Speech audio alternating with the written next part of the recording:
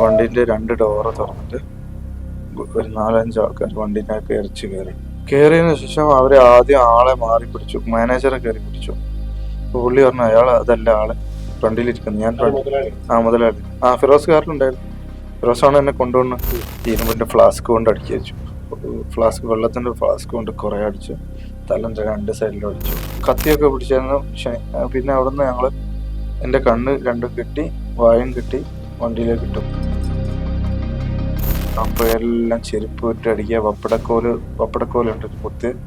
ഈ മുറി പൊട്ടിയ കണ്ട് അതിലേക്ക് പച്ചമുളക് എടുത്ത് കട്ട് ചെയ്തുകൊണ്ട് പച്ചമുളക് എടുത്ത് പിന്നെ പൂർണ്ണമായിട്ട് നഗ്നനാക്കി കുറെ നേരം കളിയാക്കുന്ന വിധത്തില് അതെല്ലാവരും മുമ്പിലിട്ട് പൂർണ്ണമായിട്ട് നഗ്നനാക്കി എടുത്ത്.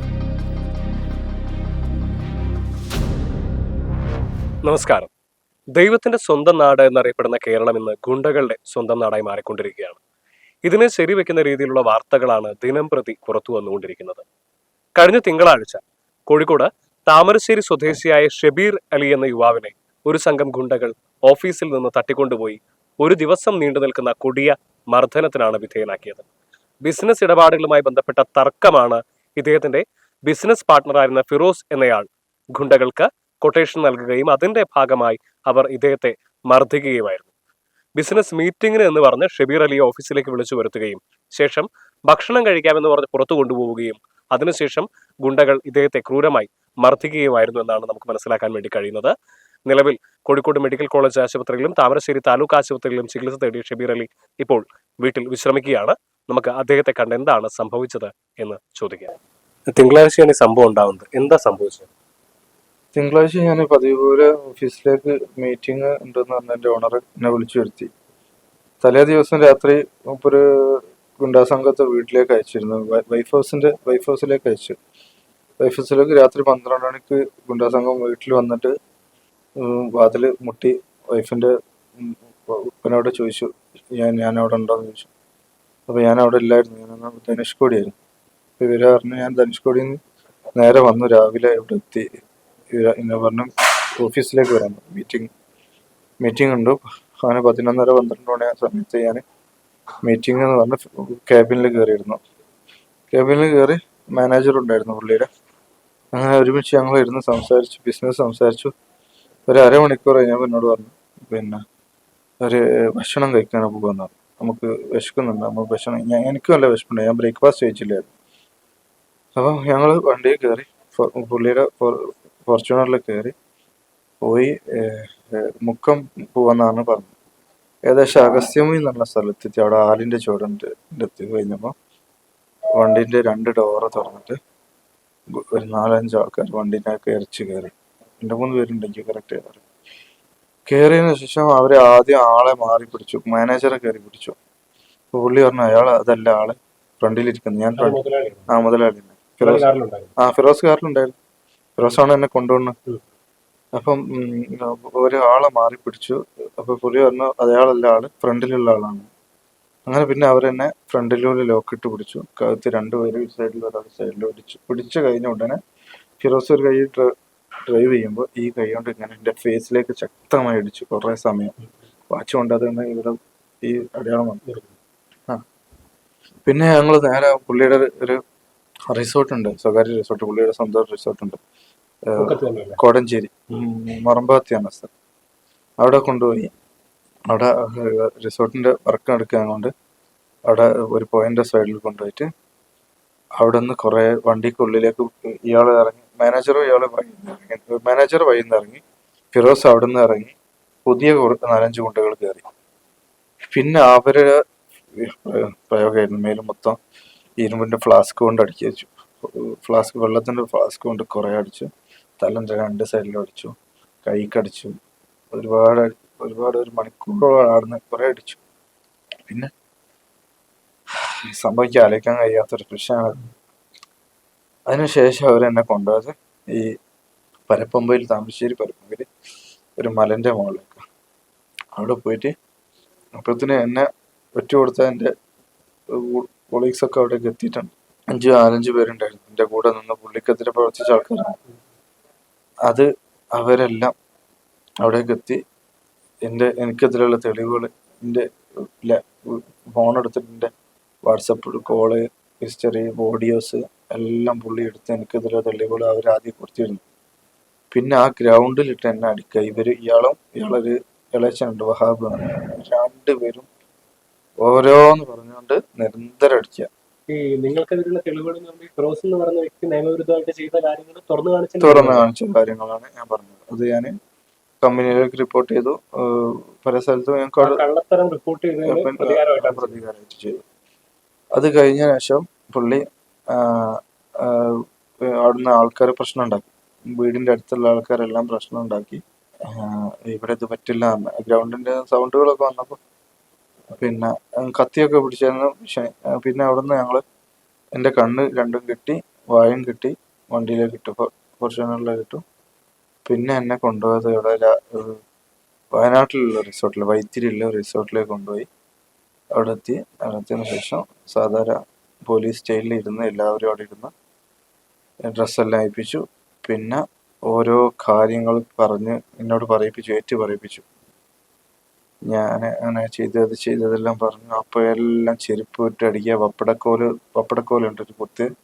ഈ മുറി പൊട്ടിയുണ്ട്, അതിലേക്ക് പച്ചമുളക് എടുത്ത് കട്ട് ചെയ്തുകൊണ്ട് പച്ചമുളക് എടുത്ത് കയറി. പിന്നെ ഫുൾ അടിയായിരുന്നു. ചെരുപ്പ് കൊണ്ടും പപ്പടക്കോലും സാധനങ്ങളൊക്കെ വെച്ച് അടിക്കന്നെ ഫുൾ അടിച്ച്. രാവിലെ വരെ അടിയുണ്ട്. ഓരോടുക്കടുക്ക് വന്ന് അടിക്കും. ഈ കൊളീഗ്സ് ഇത് പറയും, അപ്പോൾ വന്നടിക്കും.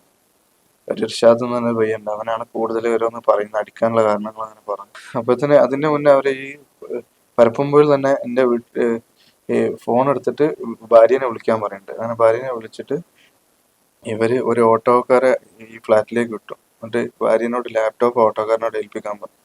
അങ്ങനെ ഭാര്യ ലാപ്ടോപ്പ് അവരെ ഏൽപ്പിച്ചു കൊടുത്തു. ലാപ്ടോപ്പും കൊണ്ടിട്ടാണ്, പിന്നെ എൻ്റെ പേഴ്സണൽ ലാപ്ടോപ്പും കൊണ്ടാണ് അവിടേക്ക് വന്നത്. അവിടുന്ന് അതിലുള്ള കാര്യങ്ങൾ, പുള്ളിക്കത്തിലുള്ള കാര്യങ്ങളെല്ലാം അവർ ഡിലീറ്റ് ചെയ്തു. ലാപ്ടോപ്പ് എടുത്ത് എല്ലാം ഡിലീറ്റ് ചെയ്തു. ലാപ്ടോപ്പ് അവരുടെ കയ്യിലാണുള്ളത്. എൻ്റെ ഫോണിലുള്ള എൻ്റെ പേഴ്സണൽ കാര്യങ്ങളെല്ലാം പറഞ്ഞ് എന്നെ ട്രോളി കുറേ. പേഴ്സണൽ നമ്മൾ എല്ലാം ഇതുപോലെ പുള്ളിക്കത്തിലുള്ള സാധനങ്ങളെല്ലാം പുള്ളി ഡിലീറ്റ് ചെയ്തു. ഭാര്യയുടെ ഫോട്ടോ എടുത്ത് നോക്കുക, അത് ഗുണ്ടകളെ പണി അതായിരുന്നു. പിന്നെ പൂർണ്ണമായിട്ട് നഗ്നനാക്കി കുറേ നേരം കളിയാക്കുന്ന വിധത്തിൽ എല്ലാവരും മുമ്പിലിട്ട് പൂർണ്ണമായിട്ട് നഗ്നനാക്കി എടുത്തു. അതിനുശേഷം പിന്നെ രാവിലെ വരെ ഉറങ്ങാൻ സമ്മതിച്ചില്ല. തലേ ദിവസം ടൂറ് ബ്രേക്ക്ഫാസ്റ്റ് കഴിക്കത്തെനിക്ക് പിന്നെ ഭക്ഷണം കിട്ടി അന്ന് രാത്രി 1 മണിക്കാണ്. 24 മണിക്കൂർ ഞാൻ ഭക്ഷണം കഴിച്ചില്ല, പെയിനും.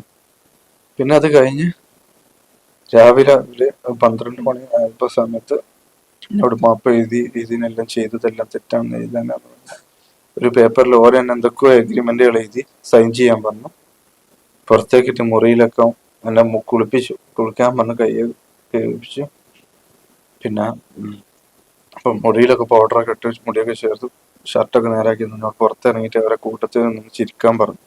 ഞാൻ ചിരിക്കാത്തതുകൊണ്ട് പെയിനുള്ളതുകൊണ്ട് ചിരിക്കാന്ന് കഴിഞ്ഞപ്പോൾ ഗുണ്ട വന്ന് വിളിച്ചു പറഞ്ഞു, എന്നോട് ചിരിക്കാൻ പറഞ്ഞില്ല. അങ്ങനെ ഞാൻ ആർട്ടിഫിഷ്യൽ ചിരി കൊടുത്തു. അങ്ങനെ അവിടുന്ന് വണ്ടി കയറ്റി പിന്നെ താമരശ്ശേരി കൊണ്ടുപോയി ഇറക്കി വിട്ടു. താമരശ്ശേരി എൻ്റെ അനിയനെ വിളിപ്പിച്ചു.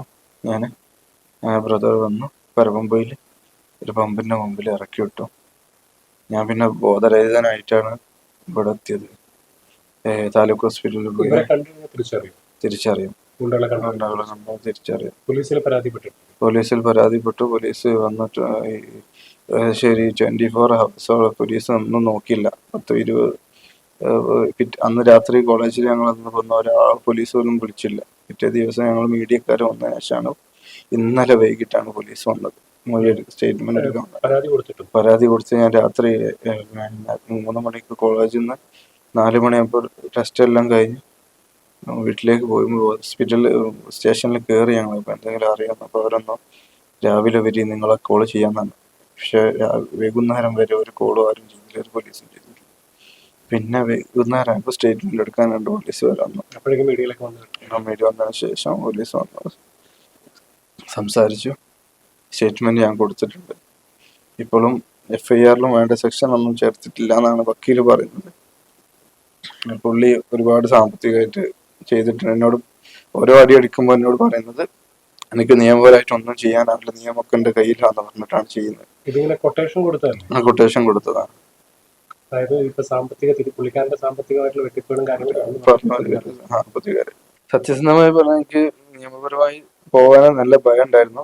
പക്ഷെ ഞാൻ നല്ല പെയിനായി ബോധരഹിതനായി വീണുകൊണ്ട് ഹോസ്പിറ്റലിൽ എത്തിയപ്പോൾ അവരാണ് ശരിക്കും സ്റ്റേഷനിലേക്ക് റിപ്പോർട്ട് ചെയ്തത്. ഹോസ്പിറ്റലുകാരാണ് റിപ്പോർട്ട് ചെയ്തിട്ടാണ് ഭയപ്പെടാൻ കാരണം പുള്ളി എന്നോട് എന്നെ മർദ്ദിക്കുന്നതിടെ പറഞ്ഞിരുന്നു. ഇത് കേസുമായി മുന്നോട്ട് പോയാൽ എന്റെ 2 മക്കളിൽ മക്കളെ എണ്ണം കുറയും. പിന്നെ നിന്റെ ബൈക്ക് പോകുമ്പോൾ ആക്സിഡന്റ് ആവും. നീ പുറത്തിറങ്ങുമ്പോൾ നിരന്തരം ആക്സിഡന്റ് ആയിക്കൊണ്ടിരിക്കും. വണ്ടി വന്ന് ഇടിക്കും എന്നൊക്കെ പറഞ്ഞപ്പോൾ ഞാൻ ശരിക്കും ഭയപ്പെട്ടു പോയി. അതുകൊണ്ടാണ് പിന്നെ എൻ്റെ പേരിൽ കള്ളക്കേസ് കൊടുക്കും, പെണ്ണ് കേസ് കൊടുക്കും എന്നൊക്കെ പറഞ്ഞിട്ടുണ്ട്. ഏതോ പെറ്റീഷൻ കൊടുത്ത വീഡിയോ പേപ്പറൊക്കെ എൻ്റെ മുമ്പ് കാണിക്കുന്നുണ്ട്. തലേ ദിവസം കൊണ്ടായി കൊടുത്ത പെറ്റീഷൻ എന്തോ കൊടുത്തിട്ടുണ്ട്, അത് ഞങ്ങൾ മൂവ് ചെയ്യും അങ്ങനെ പറഞ്ഞ് പേടിപ്പിച്ചു. ഇത്തരത്തിൽ ഒരു ദിവസം മുഴുവൻ നീണ്ടു നിൽക്കുന്ന കൊടിയ മർദ്ദനത്തിനാണ് ഷബീർ അലി വിധേയനായത്. ഇദ്ദേഹത്തിന്റെ ബിസിനസ് സംരംഭത്തിലെ പാർട്ട്ണറായ ഫിറോസ് എന്നയാൾ നടത്തിയ ചില ക്രമക്കേടുകൾ ഷബീർ അലി പുറത്തു കൊണ്ടുവന്നിരുന്നു. ഇതുമായി ബന്ധപ്പെട്ടുള്ള വൈരാഗ്യമാണ് ഇത്തരത്തിൽ ഇദ്ദേഹത്തെ ക്രൂരമായി മർദ്ദിക്കുന്നതിലേക്ക് നയിച്ചത് എന്നാണ് നമുക്ക് മനസ്സിലാക്കാൻ വേണ്ടി സാധിക്കുന്നത്. നിലവിൽ ഇദ്ദേഹം പോലീസിൽ പരാതി നൽകിയിട്ടുണ്ട്. പോലീസ് അന്വേഷണം നടന്നുകൊണ്ടിരിക്കുകയാണെന്നാണ് നമുക്ക് മനസ്സിലാക്കാൻ വേണ്ടി സാധിക്കുന്നത്.